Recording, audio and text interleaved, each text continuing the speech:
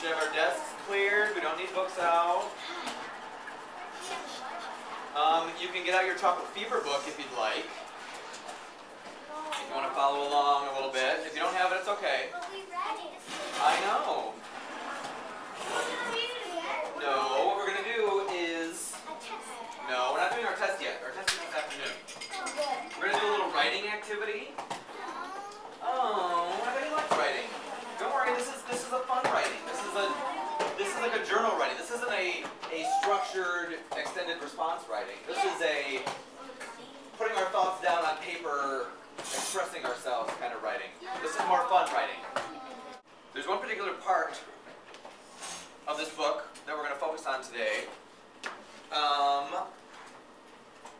Who remembers, you read it in your peer reading last week. Some of you may not have, so don't worry, I'm going to reread the part that's most important. Right, about Mac. And what about Mac? So I'm going to refresh my memory. Andy was a truck driver. Danny, what else about Mac? Mac, he was somebody that can He knew somebody that could help Henry. Yes. Anything else about Mac that we remember, Sonia?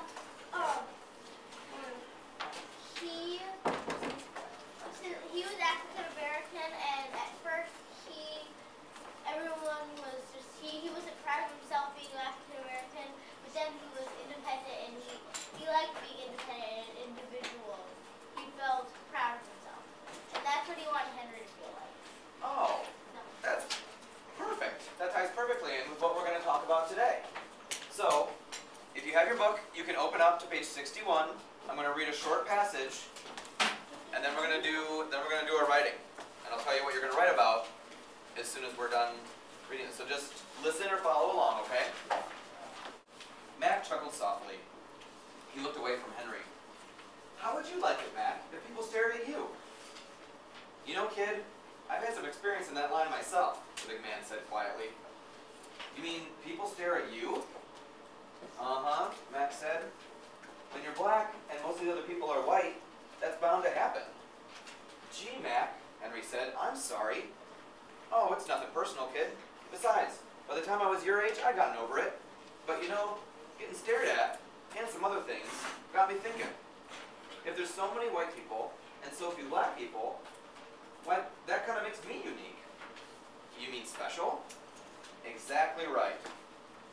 All that staring and stuff, what it did was make me proud. So, I'd like you to take out a sheet of notebook paper and a pencil.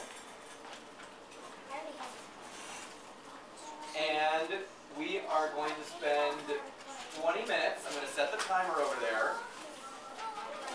We have 20 minutes, and here's what we're going to write about.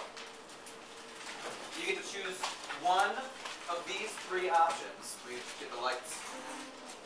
So I'd like you to write about either a time when you were treated differently and how it made you feel, a time when someone you know was treated differently and how that made you feel, or pick something unique about you that makes you proud.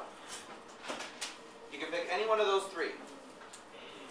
Does anybody have any questions before we get started? Sammy, you can use your Alpha Smart, yes. Sonia? How long does it have to be? There's no limit. Just 20 minutes of writing. Remember, with this kind of writing, we're not worrying about spelling or punctuation. It's just focusing on getting our thoughts down on paper. Okay, and then we're going to talk a little bit after we're all done. But what did we notice as people shared their stories? Did we notice anything? Katie? They're all different. They're all different, just like all of us in this room. Because everybody's different. And what else? Everybody's story is personal. Well, like me and Ava didn't write the same story. I didn't write about Haley being me. Right, but what I also noticed is you wrote stories about each other. Maddie had stories including some of her friends. Ava's story included her friends. I'm sure some other people wrote about their friends. Because we're all, even though we're all different, we're all still connected too, right? Okay, so what I'd like you to do, please put these in the middle of your tables.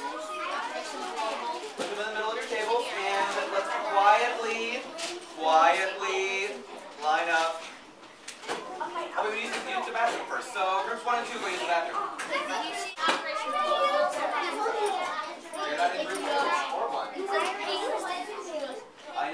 you're not in group 1 or 2. Well, if you've already used the bathroom, you have to go to the library. So am I going to force you to go again? Then you don't have to go again. If you've already gone, do you have to go again? No. If you've already gone, then please quietly line up for lunch. Groups 3 and 4. Use the bathroom or